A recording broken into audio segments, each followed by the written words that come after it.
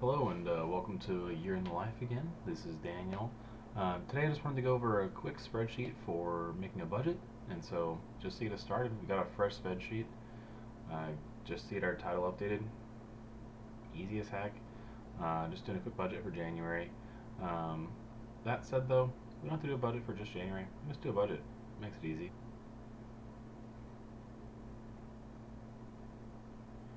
Well, first things first, just getting real quick in here, getting that header in.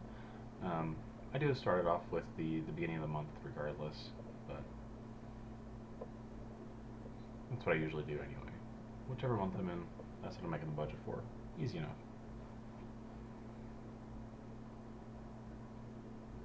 So, kind of first thing that I'm thinking is we just get like the main things in.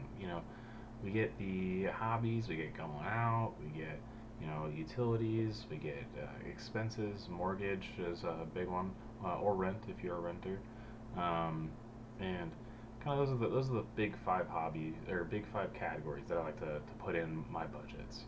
Um, so that's it. That's the main five that we've got.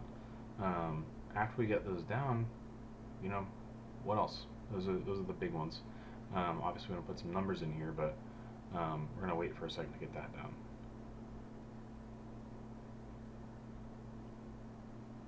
So that said, we are gonna need income, right? So income is the big starter for any given budget.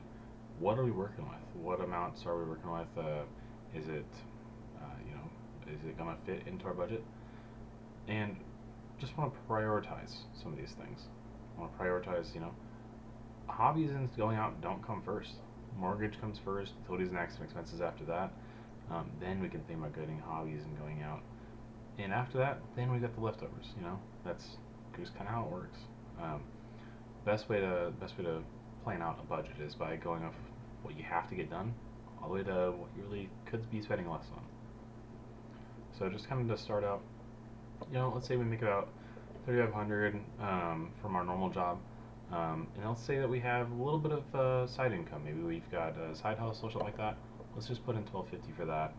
Um, I'm putting in a pretty decently high mortgage slash rent, but it's about right for my area. So 1,850. Utilities all together for like everything, including gas, you know, everything like that, comes to about 650. Could be a bit more, could be a little bit less. For expenses, I do $400 roughly for groceries. I'm a little bit low on my grocery budget. I don't have kids, like I said before. Do like 150 for other things. Um, there's a lot of stuff that can go into expenses. It could be gas for your car. It could be, you know, a whole wide variety of things. So just to keep that variety in mind, I'm going to put in a couple other things into this category. So, 300 for other expenses that are really specific, and then 300 just to set it aside if for whatever reason you might have some form of issue come up. And I put that in expenses just because something you really should be doing just to have a little bit of that cushion in case something goes wrong, like a tire goes out or your engine gets messed up. So after we've got everything down, I mean, we got leftovers. We got $1,100 in leftovers. So how much do we really want to be putting towards hobbies? Do we want to be, putting towards hobbies like everything, half of it? Spending all of our leftovers on that? And the answer is not really, honestly. So for me, I'd probably put probably about 300. 300 sounds good. Um, Same goes for going out. Going out to eat with friends, something like that. Hobbies, I think of like basketball or I don't know. If you do sports, if you like to paint miniatures or any wide variety of things. Um, but then we've got 500 left over, and that's pretty good to go for saving or investing. If you want to buy a new car, if you want to invest in something else, maybe buy some really anything, honestly, some extra stuff you want to save for. Um, and we really don't want to do just all of our leftovers. We don't want to just be like, oh well, whatever's left over, that's what we'll put into investing. What we want to do is we just want to be like, hey, we're putting 500 bucks into investing, then we'll split out our hobbies and going out, and that's why we've got the zero in leftovers now because that's factored into that equation, which I was just showing on that top there. maybe we want to be a little bit more specific with what we've got. Do we want to write out exactly what we have? Do we want to write it down for, income we've got as side income? We've got some extra things. So we've got some extra categories. Maybe we want to split it out into a couple different things.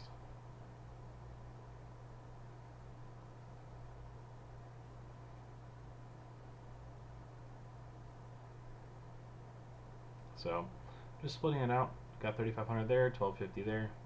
Easy enough. And so there's a lot of different ways you can mess around with this. This is a pretty basic looking sheet already. There's not a ton going on here. Um, we're kind of keeping it pretty minimal, and so we're splitting it out. We're doing like 3,500, so we just put down job effectively. Nothing specific there. 1,250. Maybe we're getting that from a rental. Maybe that's our side income. Um, that's not too bad. That's pretty solid. So we've got that going for us there. Maybe we want it to be a little bit nicer looking, so we'll just do a quick little tidbit for getting like some underline going. Getting an underline, just go with the borders, put an underline there. That's looking better already. Honestly, it's easier to follow. And I know that the leftovers does have the value thing as an error. That's just because we have job in one of the spots that it's trying to pull money from. So personally, I don't like to do all borders, but I do like to do the all around borders. Kind of adds a little bit of an extra feel of this is the area that I'm working within. You can also go through, put on some colors. I personally, my favorite color is blue, so I like to put blue in for my income.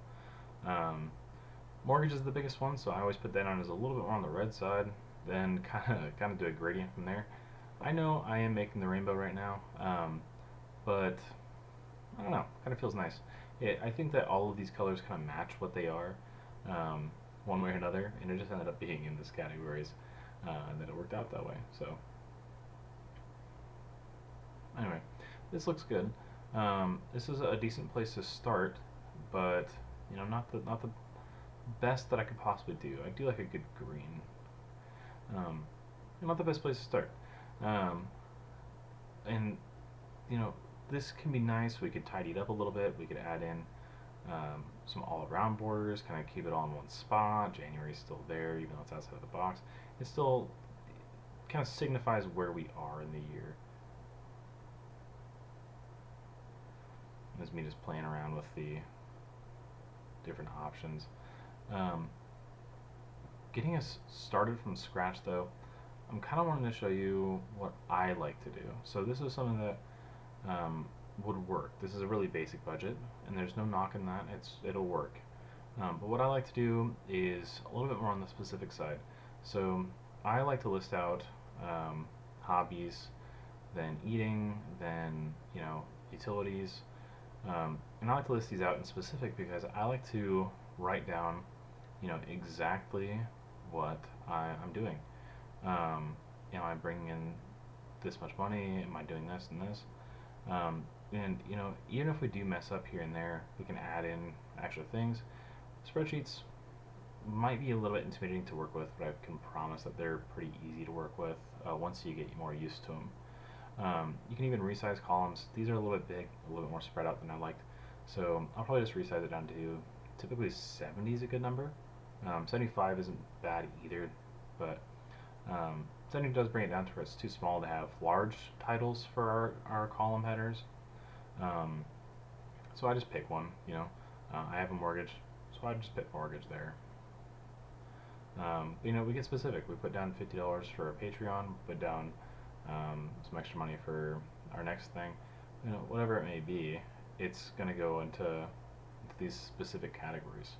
Now, I personally am going to want to do all of this in numbers, or not numbers, I guess I should say, a little bit more specific.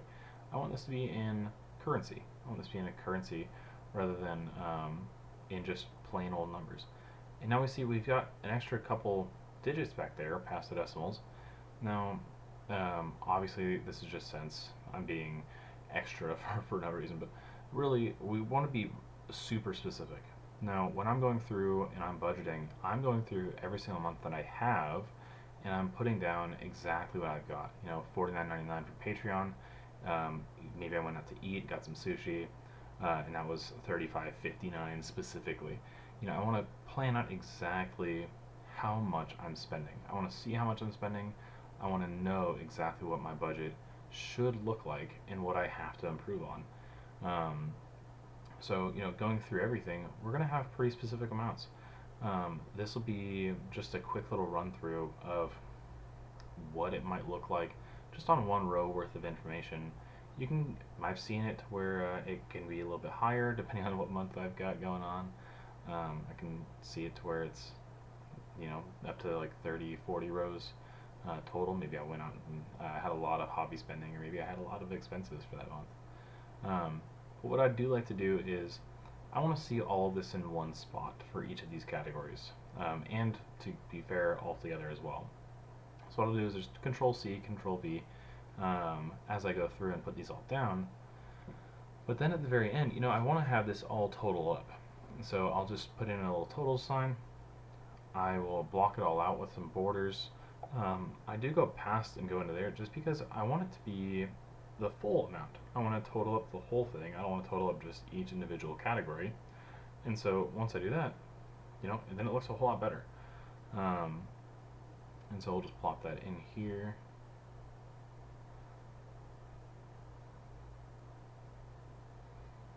Perfect. And you can just click and drag and that'll highlight it perfectly. If you do mess up, which I'll see if I get the opportunity to work with another formula, but if you do mess up, you can always just correct the formula. Easy enough. You can just type it in. So obviously we need income. No budget is correct unless you've got income in there. And so putting that in, super easy. We're going to go for kind of a similar thing we have previously. Okay,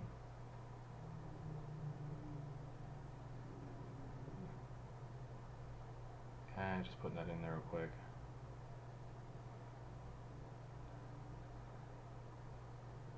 Okay, I guess same as last time. 3,500 from there. Well, actually, it'd be nicer to get it into the place that has a little bit more of the currency. So 3,500 for job, 1,250 for a rental, keeping the same things as we did for our last little spot.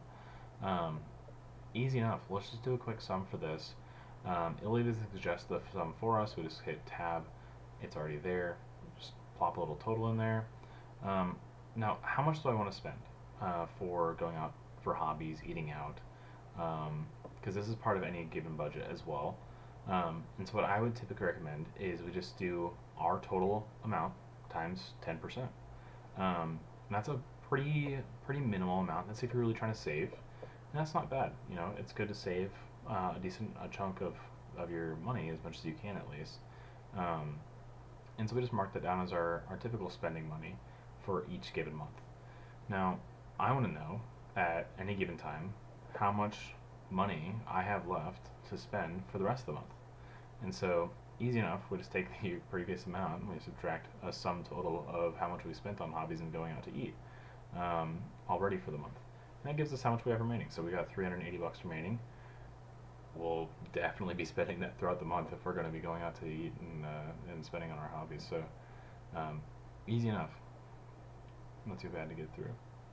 Now, at the end of this whole thing, we do still want to know how much we have left over at the after all of our expenses, everything else has been subtracted from our income.